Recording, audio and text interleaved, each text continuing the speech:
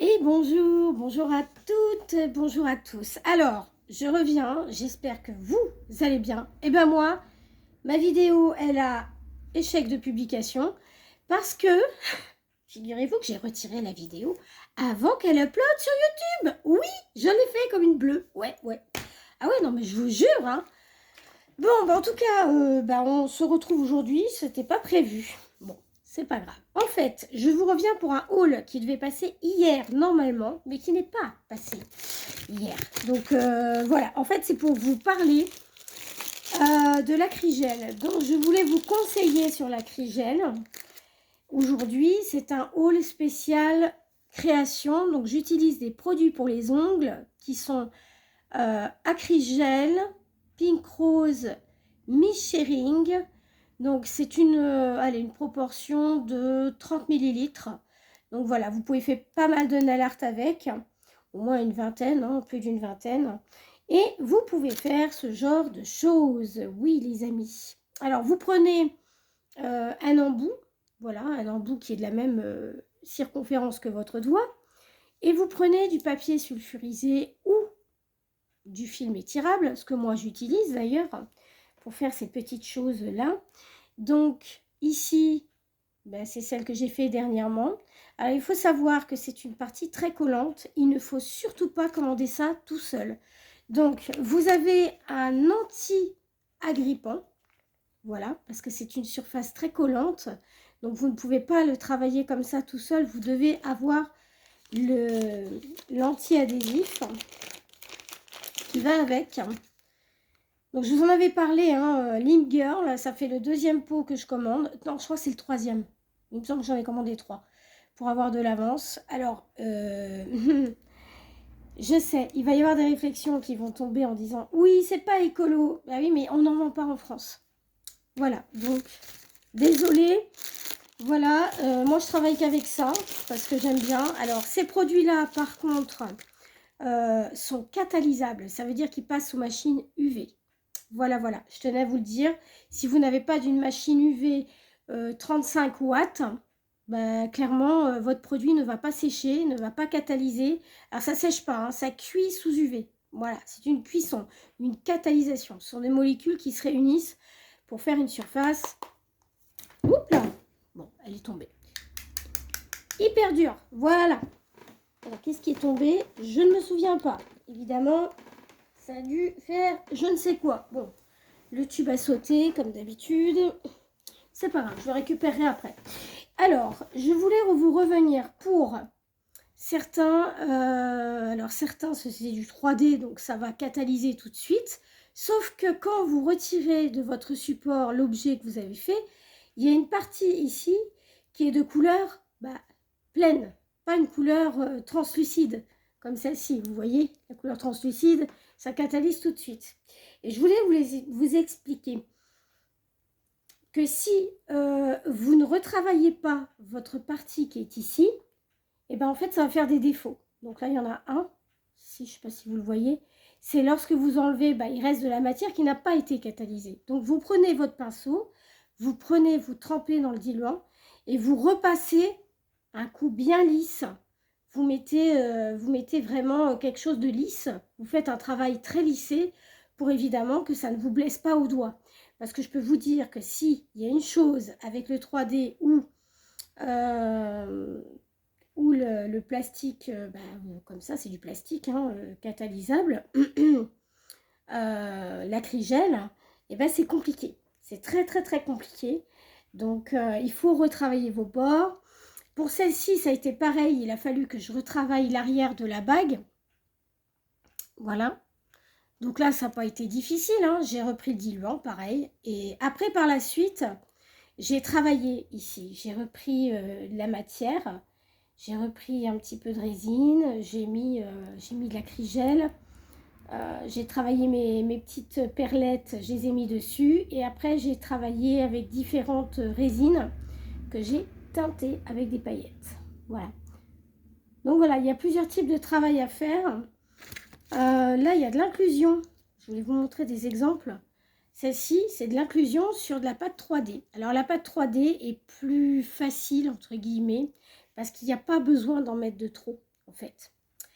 Par contre, quand vous remettez de l'acrygel, qui est beaucoup plus collant, vous êtes obligé de retravailler à l'antidérapant, à l'anti-agrippant.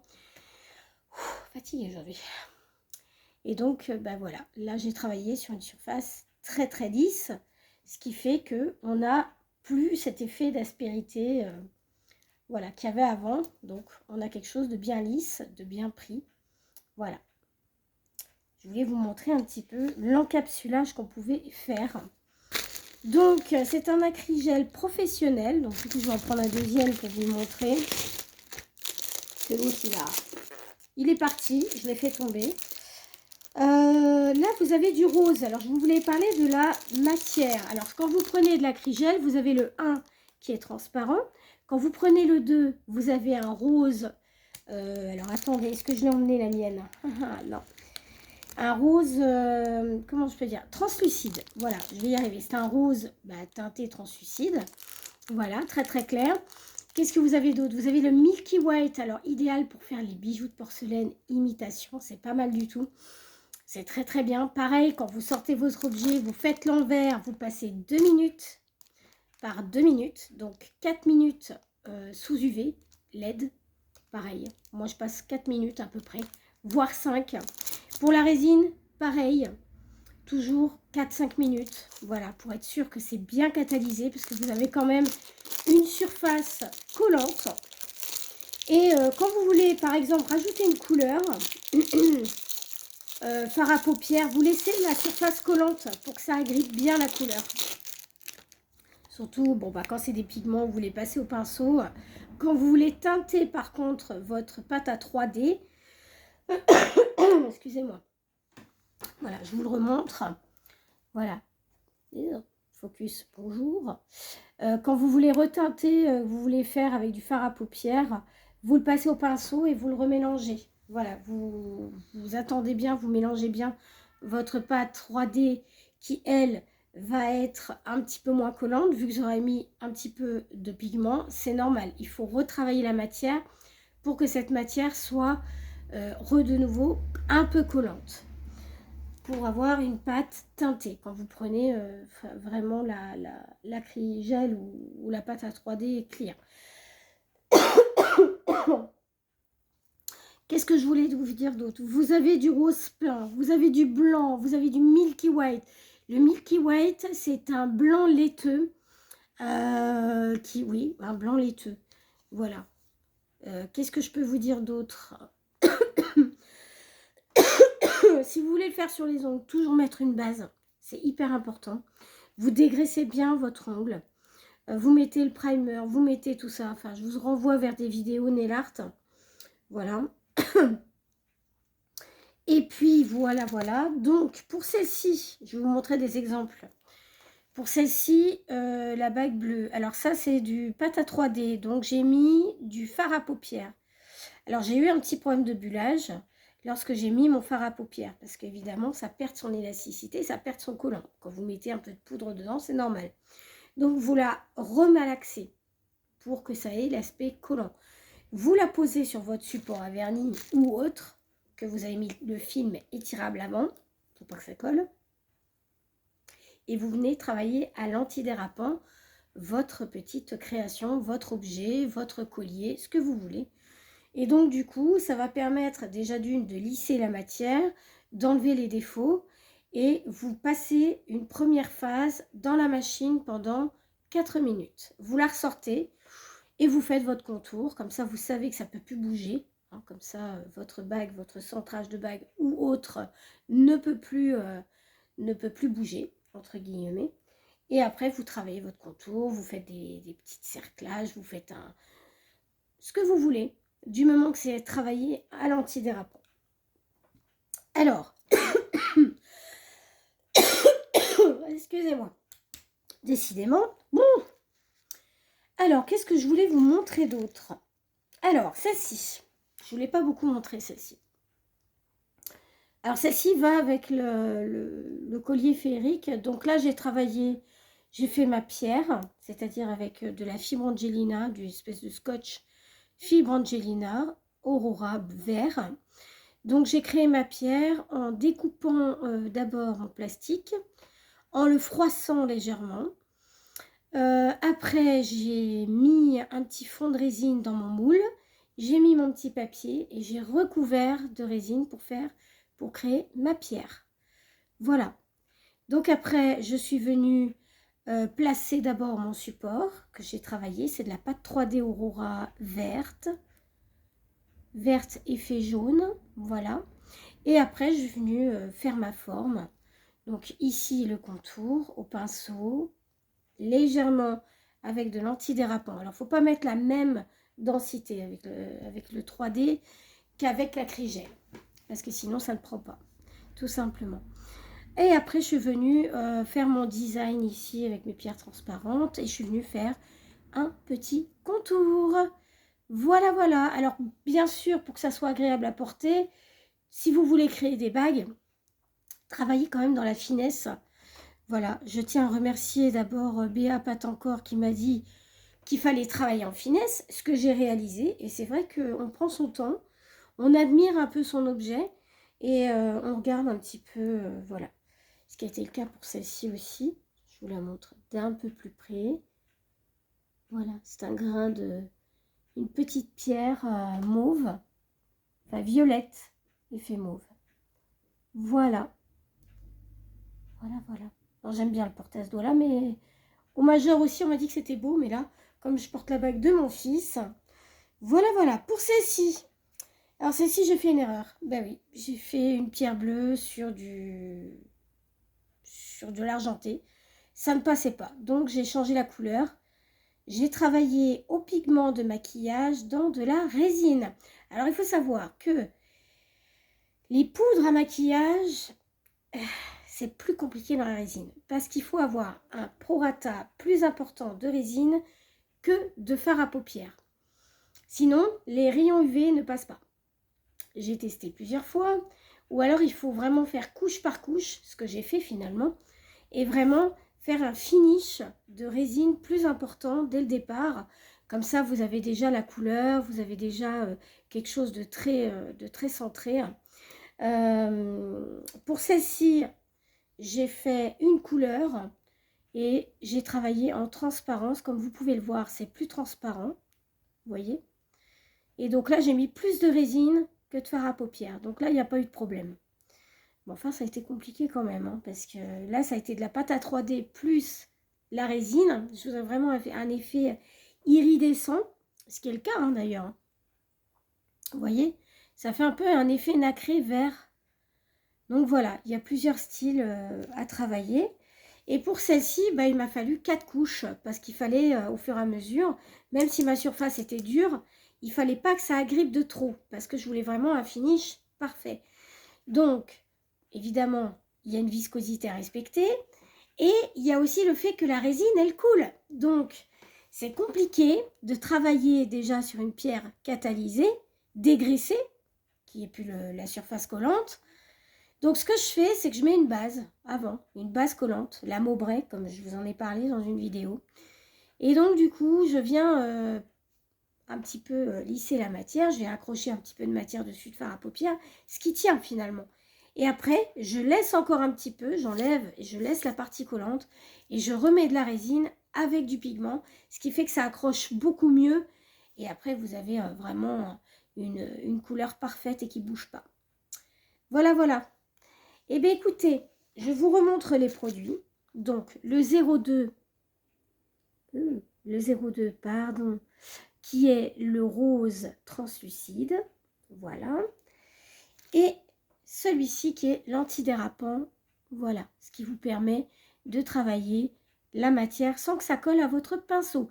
Vous pouvez faire des créations aussi en 3D, c'est possible, avec ce produit. Voilà. La 3D, on va en parler vite fait. Vite fait. Oui, on va en parler si j'y arrive. Donc, ça, c'est de la pâte à 3D. Donc, vous pouvez trouver des pâtes à 3D, des tout petits pots, hein, sur AliExpress. Alors, j'ai oublié de vous dire que ces produits-là, vous les trouvez sur AliExpress. Ok?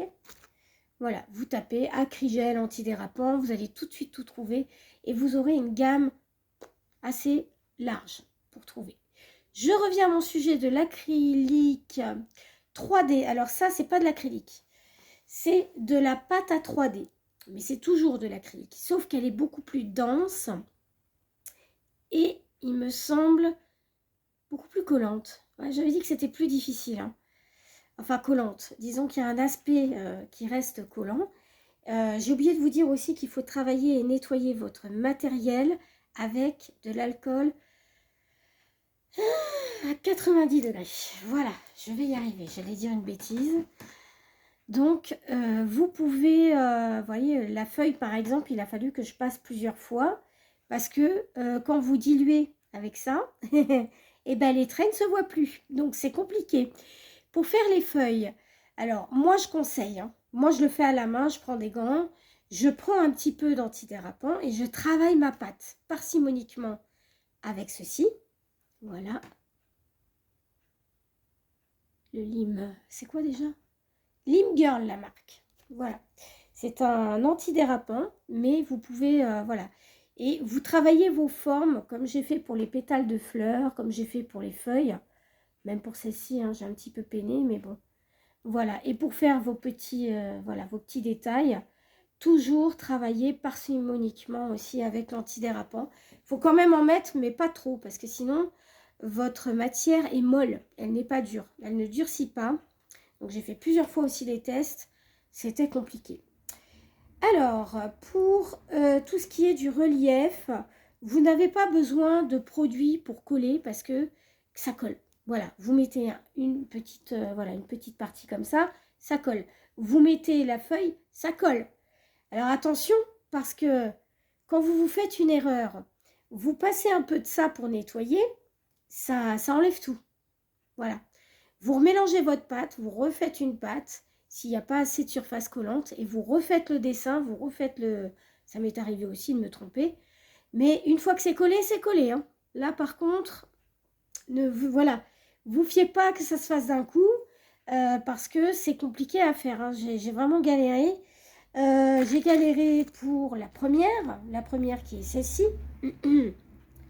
parce qu'il a fallu que je reprenne à plusieurs reprises les feuilles. Vous voyez, les feuilles, elles revenaient entières dessus, donc il a fallu les décaler. Donc je reprenais un peu d'antidérapant, je redessinais l'ovale. Enfin voilà, une fois que ça colle, je peux vous dire que ça colle, quoi. Voilà, c'est une matière très difficile, c'est pour ça que j'en ai fait que 2, mais je vais m'exercer aussi à faire des roses, des choses comme ça. Donc voilà. Bah écoutez, j'espère avoir été assez claire, parce que je peux évidemment toujours pas faire de tuto. Et je voulais vous montrer ce que j'avais réalisé en modification de bague. Donc peut-être que le contour sera en argenté, je ne sais pas, mais j'ai voulu mettre... Alors là, c'est un stud fleur. Là, c'est un strass en plastique que j'ai recouvert de résine parce que je voulais l'effet goutte d'eau. Là, c'est un stud marin. Là, c'est un stud aussi, une petite pierre. Donc voilà, je voulais vous la montrer. Portée, elle donne ça. Hop. Voilà, j'ai voulu apporter une petite modification florale qui va avec mes ongles. Donc ce qui est bien, c'est que vous pouvez accorder vos bijoux. Alors ça craint rien, quand vous la portez, c'est vraiment de la résine, donc ça ne craint rien. C'est plus qu'il faut éviter de la toucher avec les mains quand vous la travaillez. Donc ça, c'est très important. Il faut porter des gants, il faut vraiment travailler avec l'antidérapant pour pas que ça colle. Enfin voilà, je ne vais pas me répéter, mais enfin, il faut avoir ces dispositifs clairs, nets et concis.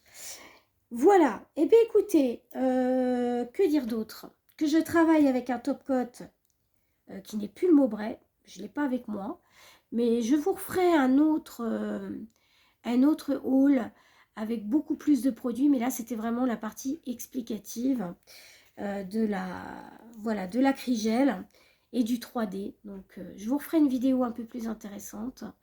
Voilà, je vous fais un énorme bisou, je vous dis à très vite pour une nouvelle vidéo. Prenez soin de vous et de ceux que vous aimez. Bisous.